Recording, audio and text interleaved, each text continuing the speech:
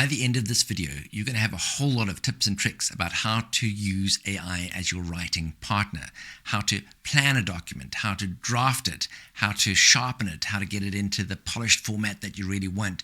Whether you're starting from scratch, you want help from the AI to plan everything, or you've already done the writing yourself and you're wanting to sharpen things up, there are some really practical things that you can do to get more out of the AI and to make sure that the document you produce is of a much, much better quality. It might just be an email, or it might be a PhD thesis, and everything in between.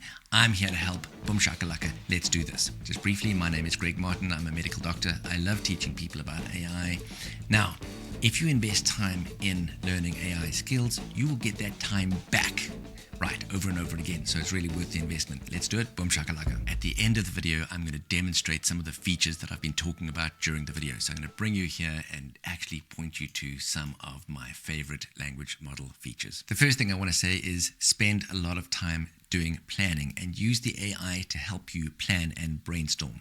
This is probably the area where you want to spend most time and energy and effort, because it will determine how good the end product is. I promise you that. And just remember, if you're working on quite a big project or a big document where you're going to come back to it again and again and again, do this in the context of a project or workspace that you set up in the AI. And in my previous video, I talked about how to do that. And that means, especially if it's a long process, you can do this in stages, and the AI will always remember the previous conversations. So if you've done a whole lot of planning, that planning still sits there in the context window.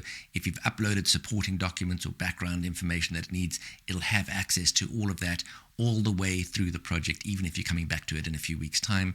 So it's really worth doing that. So in this planning phase, let's think through some of the things that you need to keep in mind. So firstly, brief the AI. Tell the AI what the document is for.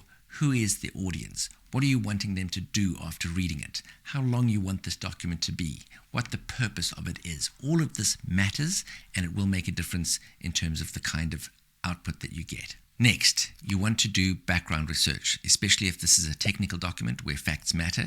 You can either firstly upload source documents that you think are important, or ask the AI to do the background research for you. If citations matter, then you want it to do what's called deep research. So there's a deep research mode in the AI.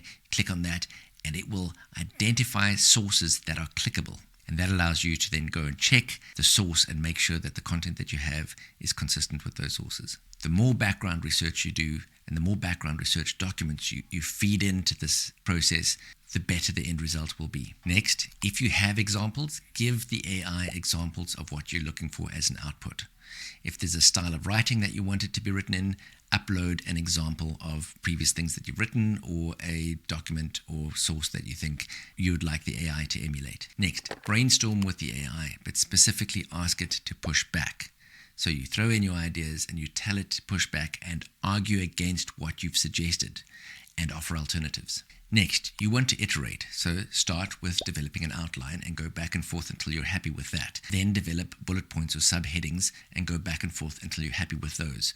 Once you've done this a few times, you'll get to a point where you're happy with the overall outline and you can really start developing the text itself. You can use a canvas. So not all AIs have canvas mode, but I know ChatGPT does, where it puts the text that it's developing or the bullet points onto a canvas that you can interact with. So you can actually go in there and type and change, ask questions, kick things around, and it's a lovely space to iterate. The next thing that I want to start talking to you about is how to use the AI as a second pair of eyes with respect to the document that you're developing. Now, this might be a document that you drafted on your own and you're bringing it to the AI at this sort of almost ready stage, or it might be something that you've been drafting with the AI anyway. But in either event, you've gotten to a point where it's at a near to final version. At that point, really want to start being critical of the document and identifying what might be wrong there within. And that's where AIs are particularly good. So you might want to say to the AI, what's missing in this document? Or what in this is unclear or ambiguous? Or please poke holes in my argument. Or read this as if you were that kind of audience, and how would it be received, or how might they misunderstand it? And you'll be surprised at how much excellent feedback you get. Now, some of that feedback might not be right, and you could ignore it, but for the few bullet points that it gives you back that are right, it's absolute gold, and it's the best thing you can do with a document. This process helps you address your own blind spots, because there's going to be issues about your document because you drafted it. Your instinct is that it's all correct and perfect and lovely, and you're going to really get a lot out of using the AI as a second pair of eyes. The next thing, and this kind of relates to the previous one, is you can ask an AI to fact check your document. Okay, and there's two ways you can do that. You could just sort of say, look, here's the document, please fact check it, and it'll do a reasonably good job of that, and it's worth doing, and you'll get good feedback. You can also upload source documents. So you could sort of say, look, here's a PDF, here's a document that we trust and know, and I want you to check that what I've written is consistent with that document, and then make the prompt a little bit more specific.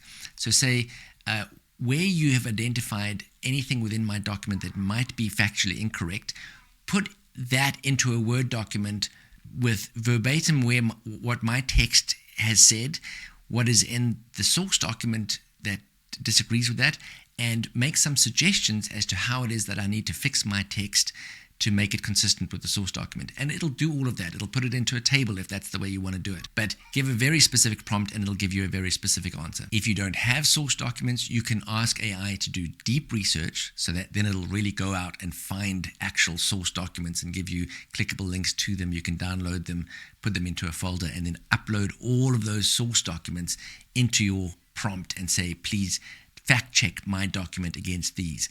There are also some AIs like LM Notes, and I'll show you an example of that, where you can upload lots and lots and lots of documents, and then you can fact check using that as a tool. There's multiple ways of doing this, but using AI to fact check is a fantastic skill.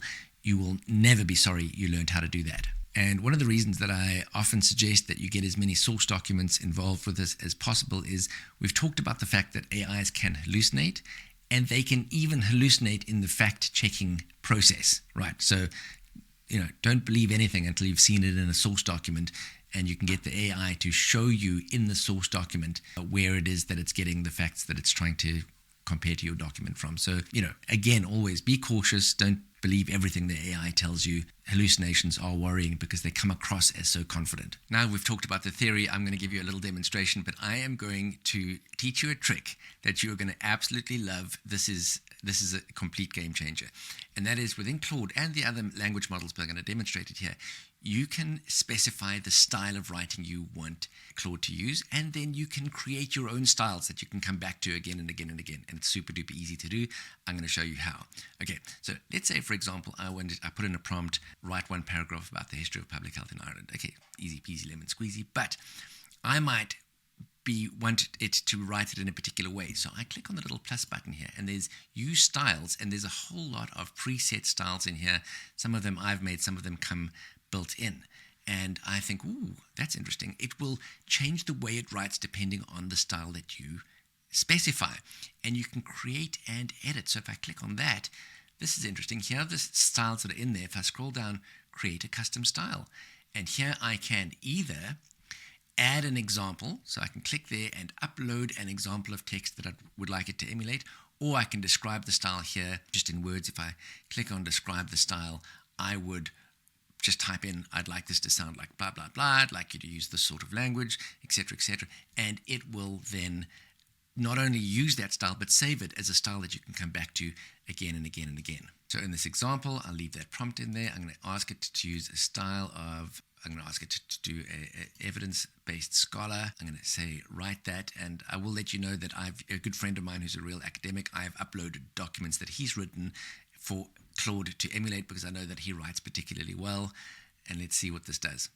And there you go. As promised, it's written that paragraph in the style that I've asked. I hope you found that useful. In the next video, we're going to talk about how to use AI as your personal tutor. It'll teach you everything from the history of public health to how to do algebra and even how to play jazz piano.